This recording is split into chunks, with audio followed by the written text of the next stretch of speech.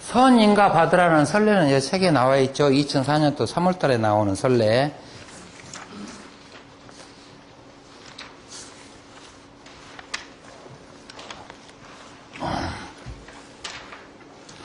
그러시고 또 주의하실 게 요새 조합원 자격은 설립인가가 나면은요, 조합원 자격이 제한이 되고 있습니다. 조합원이 마음대로 바꿀 수는 없어요, 이게요. 자기 재산을 마음대로 팔 수가 없습니다. 재개발은 전혀 제한에 관계가 없죠. 얼마든지 내가 이전고지 되기 전까지는 내 재산을 다 팔아먹을 수가 있죠. 증여도 할 수 있고. 그러나 재건축만큼은 설립인가가 나면은 명의 변경을 못하도록 규정을 해놨어요, 우리가. 이게 인가만 일단 나면은 우리 법무사들은 조합에다가 분명히 해줘야 돼요. 명의 변경을 할 수가 없습니다. 명의 변경 불가. 그래서 조합원들한테 공지를 하도록 이렇게 좀 안내를 해 주셔야 돼요. 조합 설립 인가가 나면은 이전고시 할 때까지는 꼼짝 마입니다. 꼼짝 마. 다만 투기 가열 지구 내에서만. 투기 가열 지구가 아닌 것은 얼마든지 명의 변경이 일어나는 거고요. 투기 가열 지구라는 용어는 주택법에 규정이 되어 있어요. 주택법에 규정이 되어 있고요. 그 가열 지구는 항시 고시를 하게 되어 있죠. 그래서 그 지역을 알고, 서울은 무조건 투기 가열 지구, 서울 수도권은 투기 가열 지구로 아예 아시고요. 다만 이제 외의 규정이 좀 있어요. 명의 변경 무조건 규정인데 외의 규정은 뭐 이제 불가피한 사유가 있는데 장기간 동안 사업이 표류된데 이런 데는 예외적으로 허용을 하는데 그거는 도정법 규정에 다 있으니까 그거는 참조를 좀 해보시고요. 여기도 예시가 좀 있고 그러니까 부칙 경과조치에서 해준 데가 있어요. 경과조치 2004년 12월 31일 이전의 설립인가 이전 조합들은 가능해요.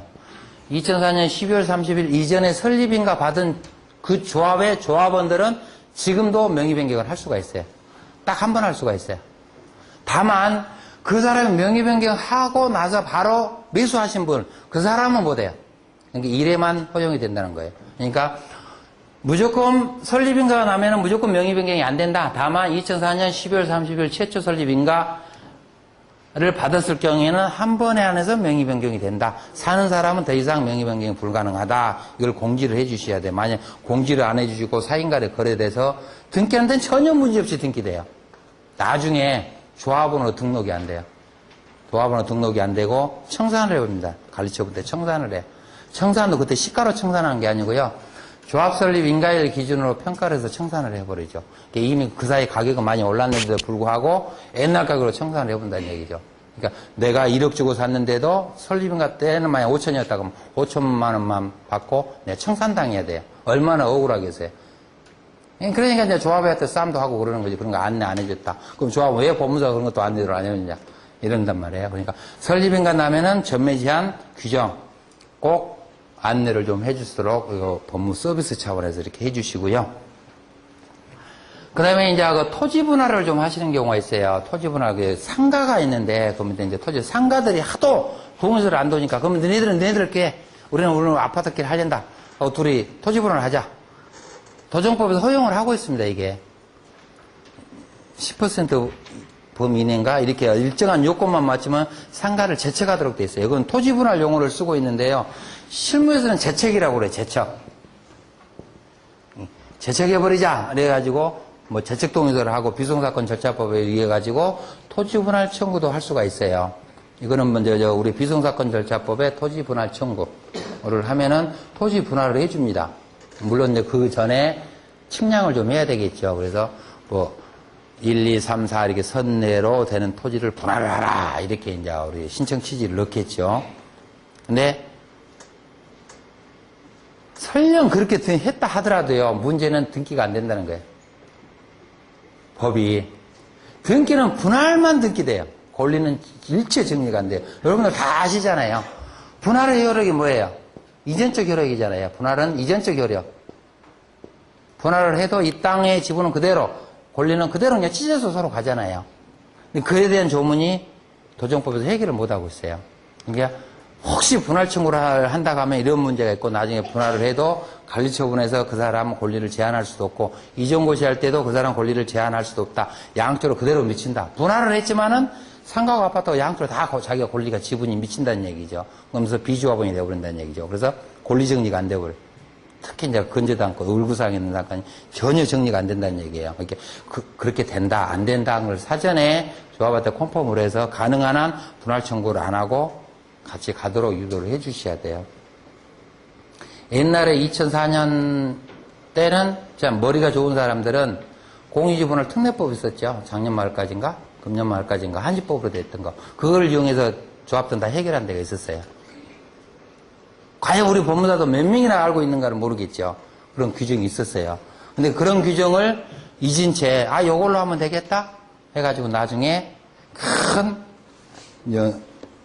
영향을 받아버린다는 얘기죠. 그게 특례법이.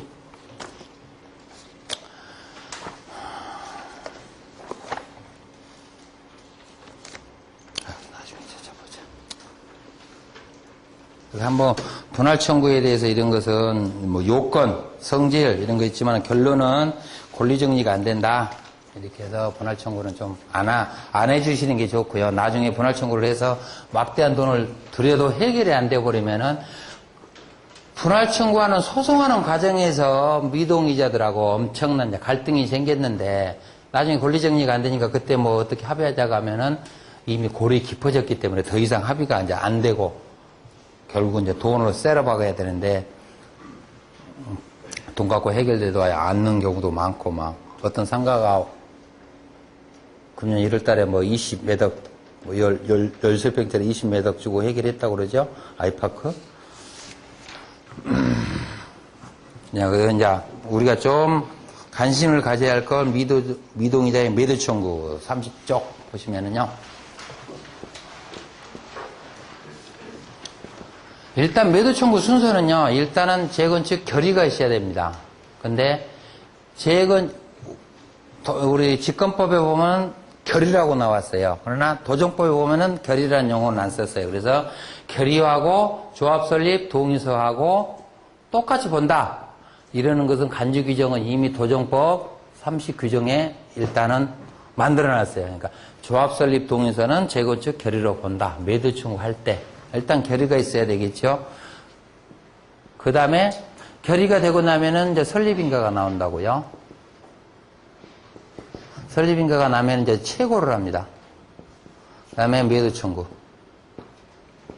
옆에 그 도표를 보시면은 대략 이제 절차가 나와 있는데 이 방향대로 나가죠. 근데 대부분 최고 절차 업무를 법무사한테 좀 해달라는 경우가 많아요, 이게요. 그래서 이 최고서 작성할 때 요령, 최고서는 필수적으로 첨부 서면을요, 이 결의서를 첨부해 주세요.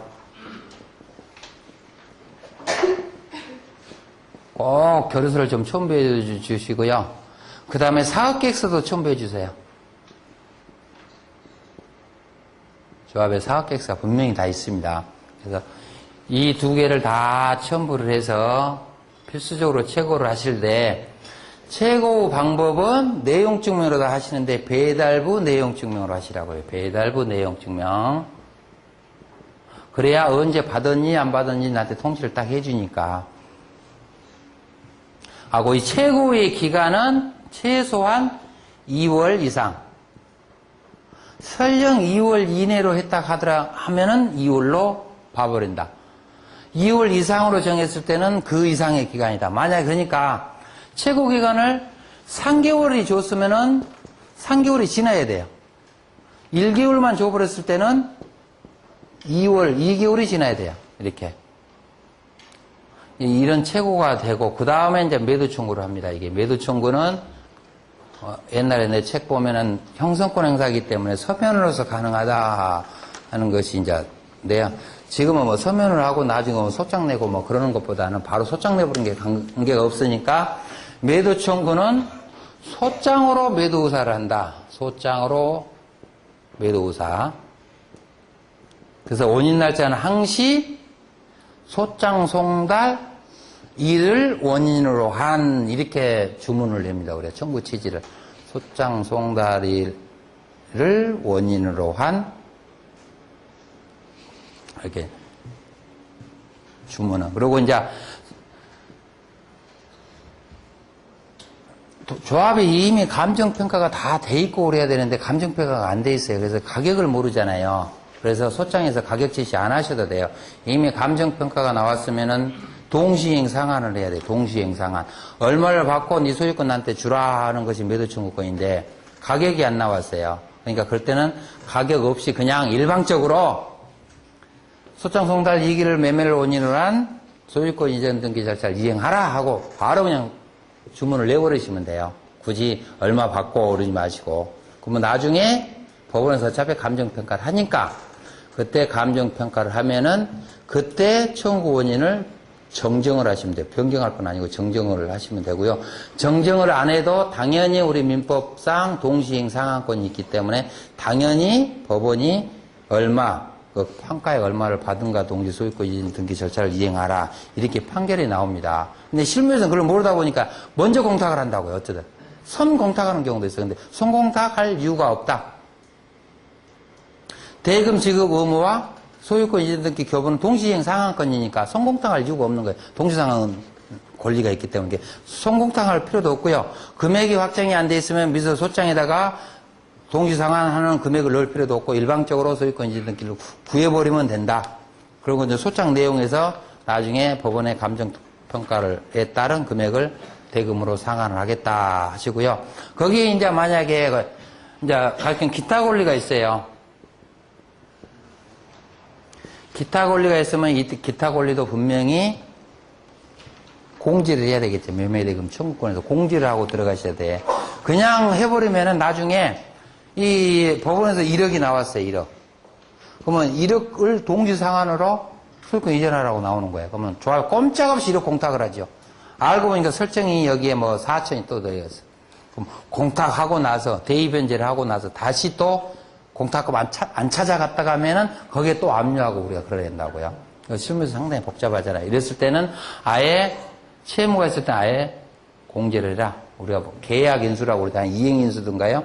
이행 인수라고 그러니까 아예 그 금액을 공제를 해라. 그거는 이제 한 준비서면 2번 정도 내다가 소장을 그렇게 정정을 하시면 돼요. 뭐 변경을 하는 것이 아니고 정정을 하시고 이렇게 해서 매도 청구가 일어나는데요.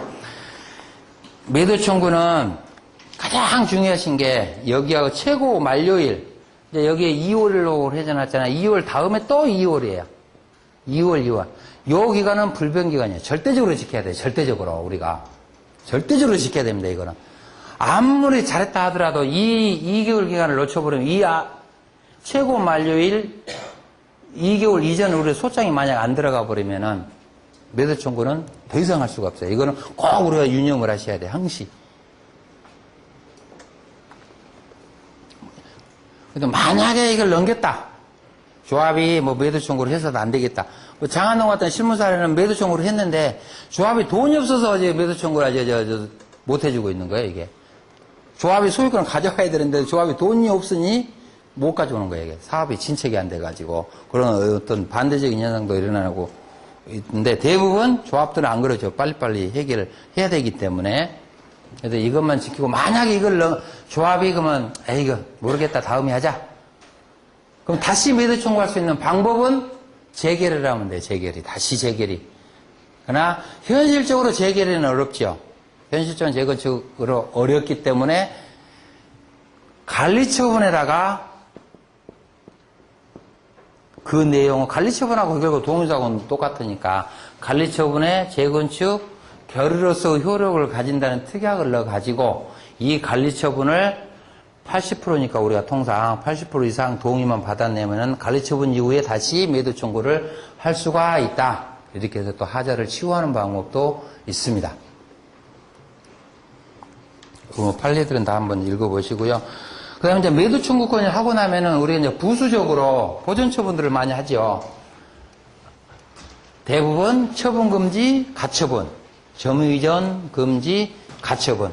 매도 청구를 하면서 동시에 명도 청구, 이제 직접 점유도 있겠죠, 직접. 간접점도 있을 거고, 세입자가 있는 경우, 매도 청구는 매도만 들어가는 거 아니라 플러스 상시 명도는 당연히 들어가야 되겠죠. 명도는 당연히 주문에 들어가야 됩니다. 이거는. 자, 그런데 명도를 하려다 보는데 이놈이 세입자야.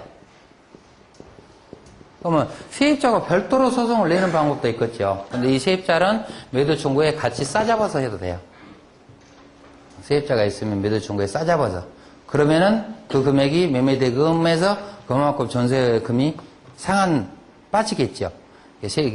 하여튼 세입자가 있을 경우는 매도 청구 때 명도 부분에다가 같이 추가를 해라.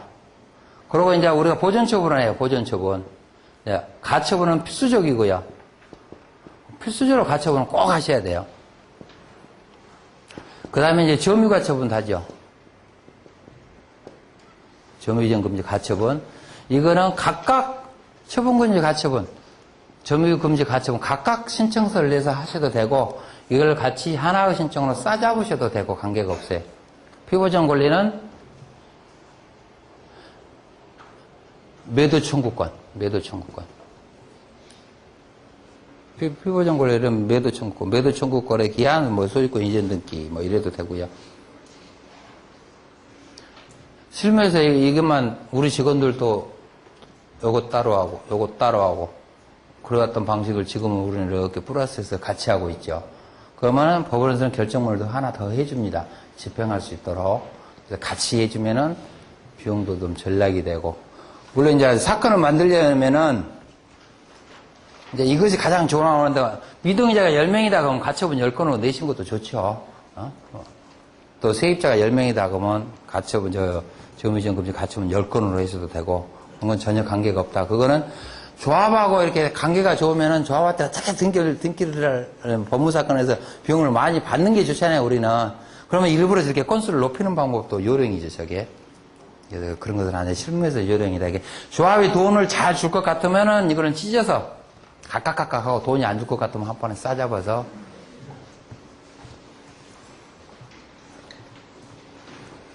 그러시고 이제 명도 단행 가처분하는 경우가 있어요. 이제 급박하니까. 명도 단행 가처분은 현실에서 거의 안 받아준다고 생각을 해서요. 우리가 저밀도 단지에서 이주가 완료돼가지고 철거까지 거의 끝나고 일부만 남았는데도 단행 가처분을 넣으니까 기각을 하더라고요. 이유가 논리가 간단하더라고. 충분히 조합과 조합원 사이에 충분히 설득할 수도 있고 이런 조정할 수 있는 기회도 있었는데 왜 가만히 있었냐 이 말이에요. 그래서 증거가 없잖아요. 증거가. 수없이 논란은 되고 갔겠지만, 그래서 명도 단행 가처분은 크게 법원이 안 받아주더라. 이게 함부로 명도 단행하는 것은 아니고요. 이제 그 다음에 이제 문제가 어떤 것이 터지냐면은, 이제 명도 단행을 해서 이제 철거를 못 하니까 철거할 때가 문제가 생겨요. 이 미동의자들 때문에. 이제 이렇게 아파트가 있단 말이에요. 이놈 하나만 미동의를 하고 있어. 그러니까 그건 다 헐 수가 있잖아요. 이 미동의자가 형사고소하고도 그렇습니다, 이게. 지는 어떤 식으로 막아야 되니까요. 미동의자는 기본적으로 자기가 플러스 알파를 요구하고 있는 거예요, 기본적으로.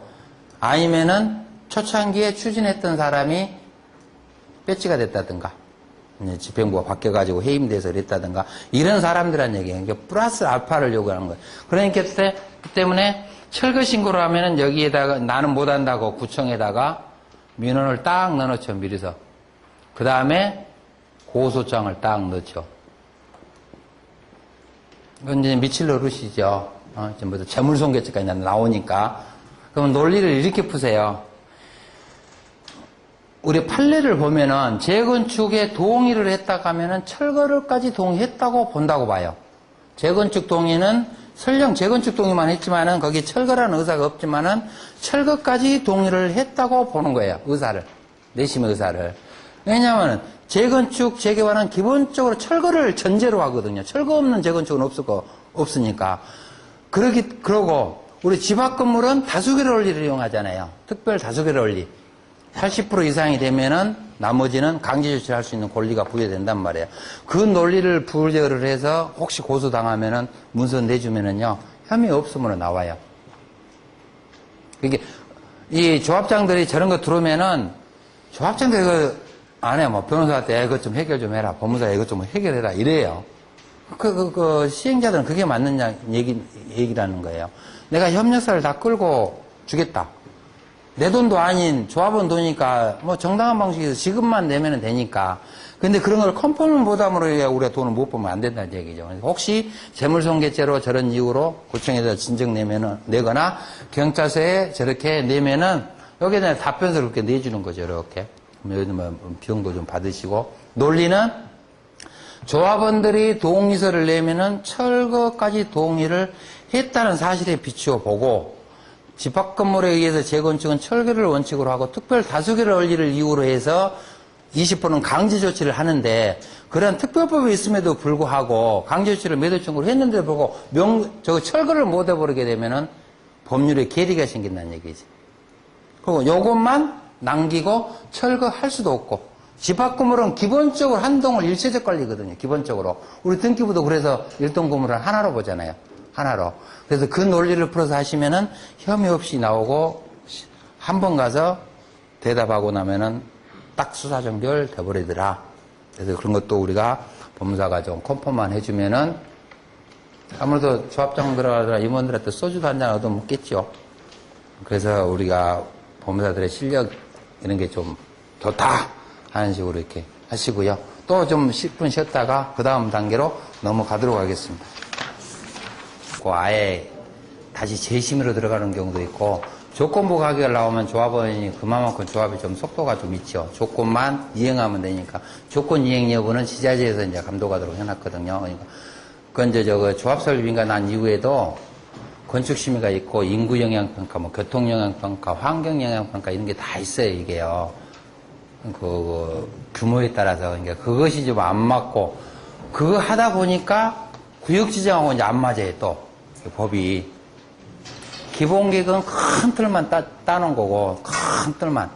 구역 지정에서 지구단위 계획은 이제 구역 지정으로 보면 되니까, 거기서 어느 정도 해놨는데, 그 다음에 이제 건축 심의로 들어가서 이렇게 보고 영향평가 이렇게 하다 보니까 서로 이제 법 간에 충돌이 돼가지고 안 맞아요. 그러다 보니까 구역 지정을 변경 신고를 하고 막 이러다 보니까 조합이 좀 늦어져요. 그리고 이제 그 다음에 그것이 어느 정도 되고 나면 이제 사업 시행 인가가 들어가죠. 우리가 조금 전에 매도 청구를 했는 건데 그거는 재건축만 인정을 하고요. 재개발에서는 인정 안 한 이유가 토지 수용 절차가 있기 때문에 그렇습니다. 토지 수용은 재개발이 필요한 경우에 재개발 조합이 필요한 경우에 언제든지 토지 수용을 할 수가 있고 분양 미신청자 막 이런 사람들한테 토지 수용으로 바로 들어가는데 토지 수용은 뭐 지방토지수용위원회로 올라가서 또 재결 절차가 있고 뭐 중앙토지수용위원회 재결 절차가 있고 여기서 거기까지 설명을 하려면은요 한 일주일 이상 해야 돼요. 우리가 내가 거기까지는 어렵고 동의 안 하거나 분양신청 동의 안 한 사람들은 무조건 재건축은 미동의로 가고 재개발은 나중에 분양신청 안 하면 토지수용으로 간다 이렇게 이해하시면 되고 동의 안 했다고 해서 재개발은 무조건 간주조합으로 가니까 크게 자기 권리에 제한을 안 받는다 이렇게 이해하시고요. 자, 교재 35쪽 가시면은 사업시행인가.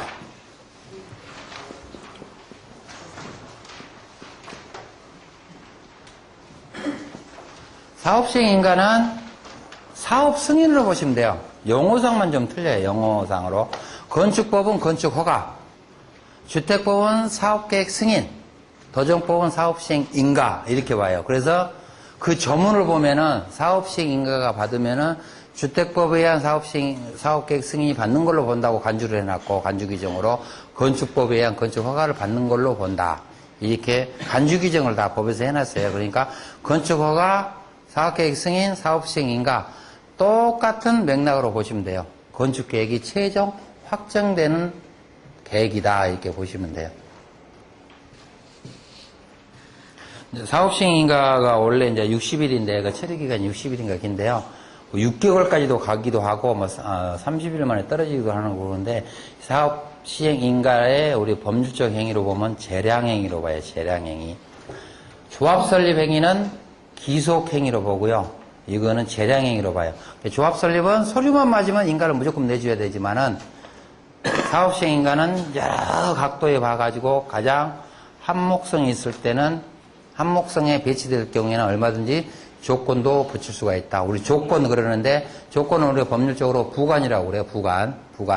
그런데 부관이 잘못됐을 경우에는 부관에 대해서만 따로 쟁송 절차도 걸칠 수가 있고요. 통째로 사업시행가 자체를 거부할 수도 있고요.